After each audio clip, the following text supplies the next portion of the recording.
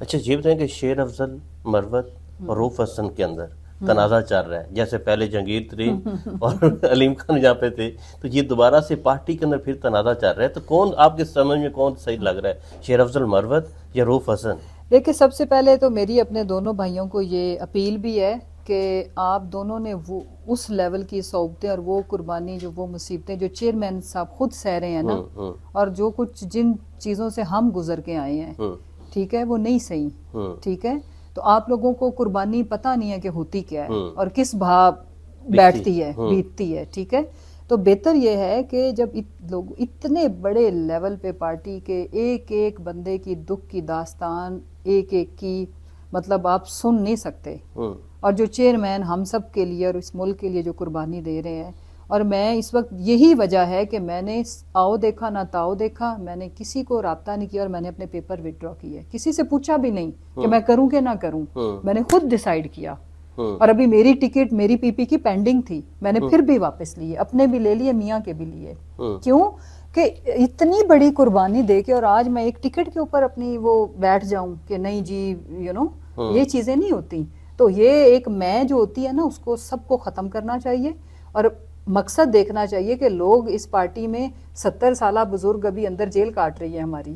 ہمارے لوگوں کے ساتھ جو کچھ ہوا ہے اور جو کچھ ابھی بھی ختم تو کسی کا بھی نہیں ہوا نا، ابھی آگے بھی نہیں پتا کس کے ساتھ کیا ہونا ہے، اس کے اوپر یہ کہ اس طرح کی، اور پھر جب عہدوں پہ بیٹھے ہوئے لوگ ہیں نا، میرا یہ ماننا ہے کہ ان کی بھاری ذمہ داری عائد ہوتی ہے کہ تھوڑا ایروگینس میں ڈیروگیٹری ریمارکس نہیں دینے چاہیے۔ ایک بندہ جیسا بھی ہے وہ گراؤنڈ پہ جا کے پارٹی کے لیے سٹرگل کر رہا ہے، کام کر رہا ہے، اس کے لیے بات کرتے ہوئے ہلکا سا احتیاط کا دامن اگر ہم اس سے بات کر لیں تو اس لیول پہ کہ ایک پارٹی کے اوپر ساری سیاسی جماعتیں اور ہر کوئی حملہ آور ہے اور اپنے گھر والے بھی آپس میں دستوں گریباں ہوں، تو یہ کوئی اچھی بات تو نہیں ہے۔ یہ باتیں ہمیں زیبا دیتی ہیں اس موقع پہ جب ہم حالت جنگ میں ہیں، ہم تو نہیں جنگ کر رہے، ہمارے اوپر تو مسلط ہے نا۔ تو میری دونوں سے اپیل ہے کہ یہ کوئی طریقہ نہیں ہے، اور اسپیشلی جنہوں نے پہل کی ہے ان کو یہ سوچنا چاہیے، کیوں دیکھیں یہ جس وقت مشکل وقت تھا نا، یہ اچھے ٹائم میں یہ ساتھ تھے، اس کے بعد ہی واز آؤٹ آف کنٹری، اس کے بعد جب یہ آئے ہیں، ان کو پارٹی میں اتنا بڑا عہدہ عزت ملی ہے، اور اس چیز کی رسپیکٹ یا تقاضا یہ ہے کہ اگر کوئی ان کے ساتھ کر بھی لے تو ہی شوڈ شو گریس۔ میں آپ کو بتاؤں کہ میں بڑی اگریسو، اور آپ کو پتہ ہی ہے کہ اسٹیٹمنٹ دیتے ہوئے ذرا بس جو اس وقت جذباتی سمجھ میں آیا، جس دن میں 2 دن ہی خالی ابھی رہی تھی تو میں اریسٹ ہو گئی، جس دن میرا as a spokes person of chairman کا ہوا تھا notification,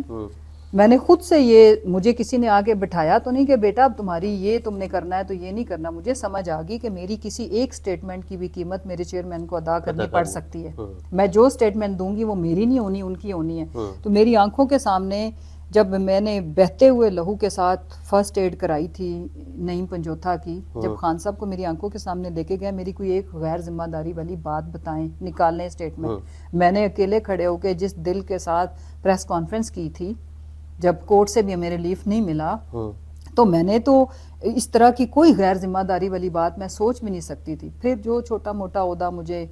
as a information secretary Punjab کا ملا، پھر میرے پاس خان کی میڈیا کی مینجمنٹ کی کوارڈینیشن کی ساری ذمہ داری تھی۔ میں حلفاً یہ بات کر رہی ہوں کہ میں اتنی کوشش کرتی تھی کہ یا اللہ میرے سے کسی کے ساتھ پارٹی میں یا جو میٹنگز کرانی ہے کوئی پرسنل گراج یا پرسنل اس کی وجہ سے زیادتی نہ ہو، جہاں کسی کو فیل ہوتا تھا میں کوشش کرتی تھی کہ میں ان کو سمجھا پاؤں کہ مطلب میں ایک پالیسی کو لے کے چلنا چاہ رہی ہوں، میرا کسی سے ذاتی ایشو نہیں ہے، نہ میں کسی کو فیوریٹزم میں وہ کر رہی ہوں۔